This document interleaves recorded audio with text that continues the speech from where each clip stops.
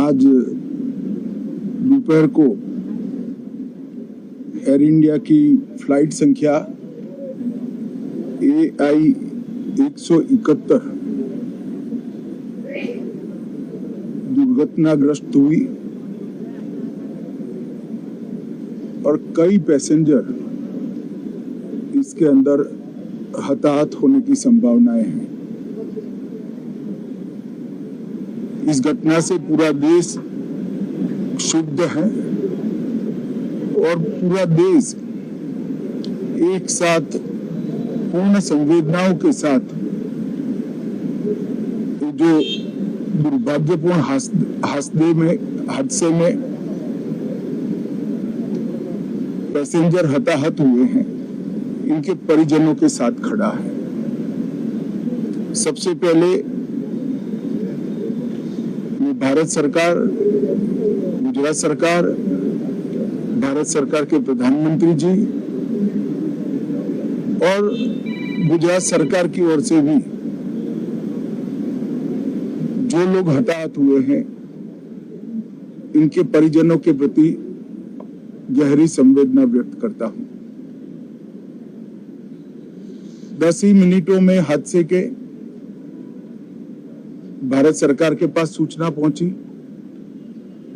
तुरंत ही मैंने मुख्यमंत्री जी, यहाँ के गृह मंत्री, होम डिपार्टमेंट के control room, civil aviation department, civil aviation मंत्री, सभी से संपर्क किया। प्रधानमंत्री जी का भी तुरंत ही फोन आ गया और भारत सरकार और गुजरात सरकार के सभी डिपार्टमेंट एक साथ होकर राहत और बचाव कार्य में लगे। इस विमान में कुल मिलाकर 230 यात्री देश के और विदेश के और 12 क्रू मेंबर सवार थे। इसमें से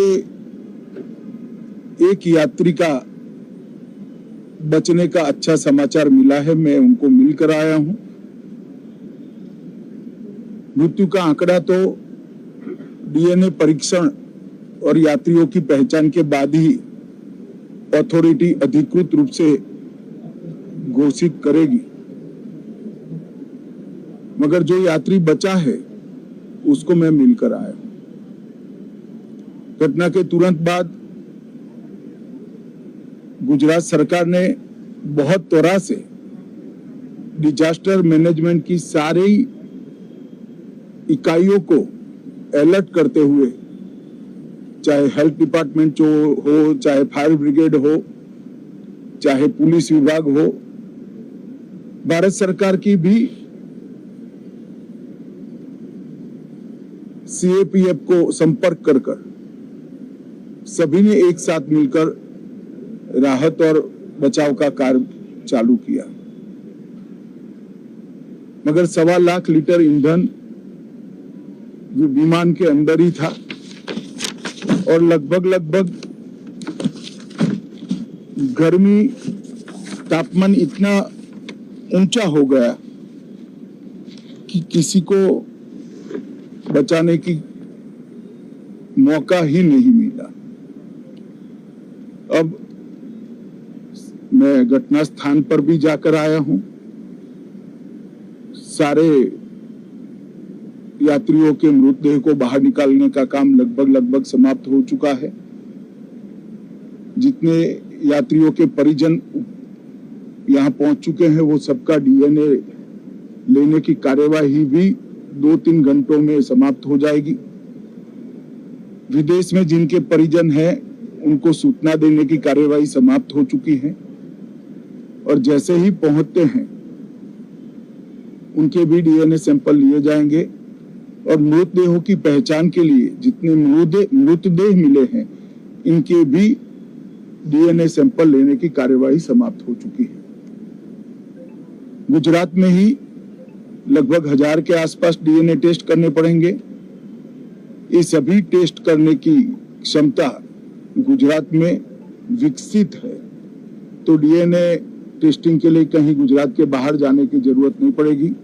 गुजरात की एफएसएल और नेशनल फॉरेंसिक साइंस यूनिवर्सिटी दोनों मिलकर कम से कम समय में डीएनए का परीक्षण पूरा करने के बाद परिवारजनों को अपना मृतदेह परिजन का मृतदेह सौंपने का काम करेंगे।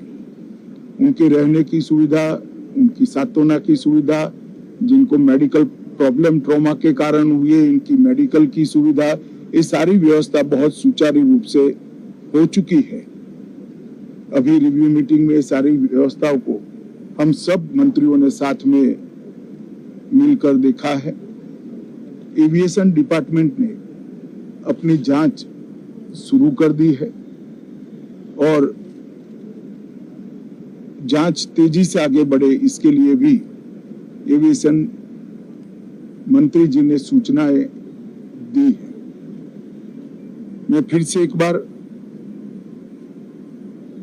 राहत काम में जिन जिन एजेंसियों ने त्वरा के साथ बचाव और राहत का काम किया वो सभी का धन्यवाद करना चाहता हूं और फिर से एक बार जिन्होंने अपने परिजनों को गंवाया है, हताहत हुए हैं, वो सभी को मनपूर्वक संवेदनाएं व्यक्त करता हूं। मैं एक बात जरूर कहना चाहता हूं कि ये एक्सीडेंट है, एक्सीडेंट को कोई रोक नहीं सकता,